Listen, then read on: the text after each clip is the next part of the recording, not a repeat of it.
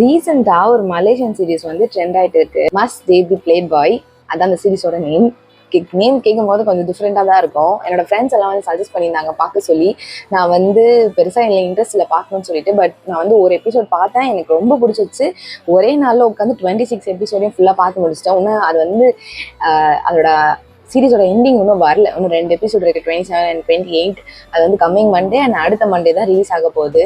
நான் ரொம்பவே ஈகராக வெயிட் பண்ணிட்டு இருக்கேன், லைக் எண்டிங் எப்படி இருக்க போகுதுன்ட்டு. நான் இது வந்து என்னோட ஆர்வம் தாங்க முடியாமல் நான் வந்து அந்த வாட்பாட் ஸ்டோரியில் நான் வந்து அதை படிச்சுட்டேன். பட் இருந்தாலும் நம்ம அதை வந்து விஷுவலாக பார்க்கறதுக்கு தான் ரொம்ப சூப்பராக இருக்கும்.